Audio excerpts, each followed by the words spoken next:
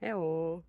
So today is sports day, so it's time to do something for us, for our body, and of course for our mind. So how about this next question?